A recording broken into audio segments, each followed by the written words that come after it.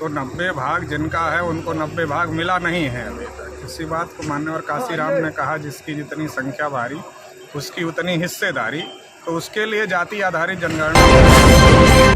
नमस्कार, मैं हूं महक और आप देख रहे हैं दर्पण लाइव टीवी समाचार पर इस वक्त की खबर।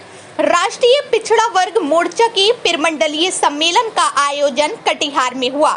रेलवे ओबीसी एम्प्लॉइज एसोसिएशन के सभागार में आयोजित कार्यक्रम की अध्यक्षता राष्ट्रीय पिछड़ा वर्ग मोर्चा के राष्ट्रीय अध्यक्ष चौधरी विकास पटेल ने किया।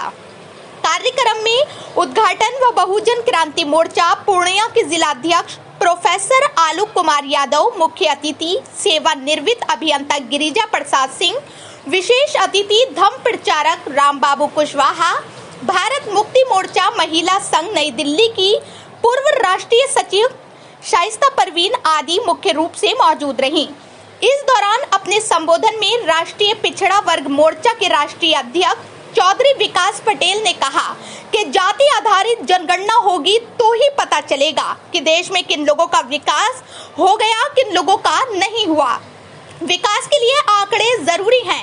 आंकड़े तो जनगणना से ही आएंगे, इसलिए जनगणना जरूरी है। उन्होंने कहा कि मोदी जी ने अपने कार्यकाल के दौरान अब तक जनगणना नहीं करवाकर पूरे देश का विकास बाधित कर दिया है। उन्होंने स्पष्ट कहा कि देश में जाति आधारित जनगणना नहीं होती है तो देश के हुक्मरानों को कुर्सी खाली कर देनी चाहिए। कार्यक्रम में सुशील शास्त्री, अशोक पटेल, उमेश प्रसाद यादव, राजेंद्र पासवान, शाइस्ता परवीन, गिरिजा प्रसाद सिंह, रामबाबू कुशवाहा, प्रोपराइटर आलोक कुमार यादव, बबलू प्रसाद गुप्ता, रामचंद्र निषाद, अजय कुमार यादव, राजेंद्र पासवान, सामाजिक कार्यकर्ता मनीषा कुमारी, रूबी चौधरी आदि ने अपने उद्गार व्यक्त किया। आज कार्यक्रम हुआ है, आपके आगमन पर कैसा महसूस कर रहे हैं? क्या कार्यक्रम था?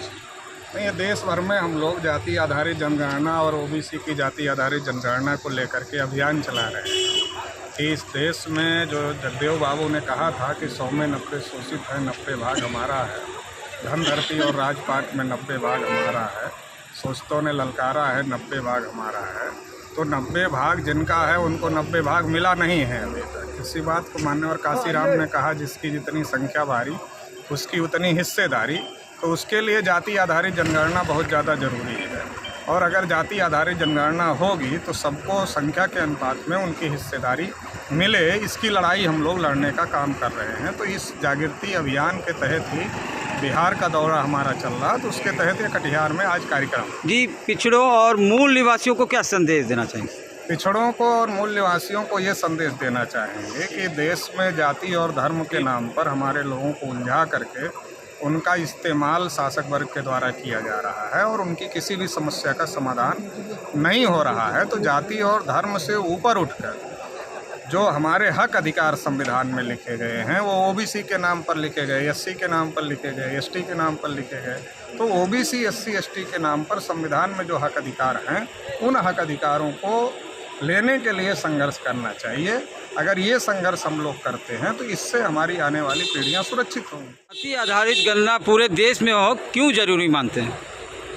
जाति आधारित जनगणना होगी तो ही तो पता चलेगा कि देश में किन लोगों का विकास हो गया, किन लोगों का विकास नहीं हुआ, कौन लोग पीछे रह गए।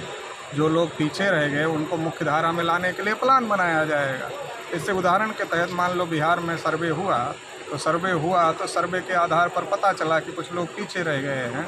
सरकार ने थोड़ा बहुत उस पर काम करने की कोशिश किया। एक तो लोगों का रिजर्वेशन बढ़ाया, 65% तक बढ़ाया उसको, जो 50% तक था। दूसरा, जिनके पास घर नहीं था उनको घर देने के बारे में विचार किया। ये इतना पर्याप्त नहीं है, लेकिन कुछ कोशिश किया। इसका मतलब ये है कि जब आंकड़े आएंगे तो डेवलपमेंट किया जा सकता है। आंकड़े नहीं आएंगे, डेवलपमेंट नहीं होगा। डेवलपमेंट के लिए आंकड़े ज़रूरी हैं, तो आंकड़े तो जनगणना से आएंगे, तो इसलिए जनगणना होनी चाहिए। जी, राष्ट्रीय स्तर पर हर 10 सालों पर जनगणना होती रही है, लेकिन 11 के बाद 21 में नरेंद्र मोदी जी के कार्यकाल में यह जनगणना नहीं हुई।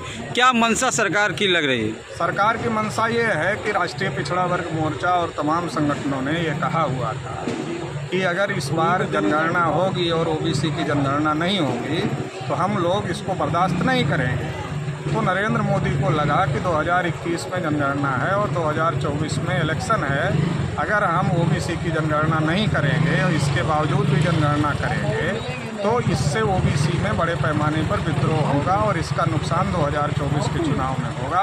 तो इसलिए ये कैलकुलेट करके नरेंद्र मोदी ने सभी की जनगणना रोक दिया। अभी तक ओबीसी का रोका था तो ओबीसी का विकास रुका हुआ था, अभी सभी का रोक दिया तो सबका विकास रुक गया, पूरे देश का विकास रोक दिया।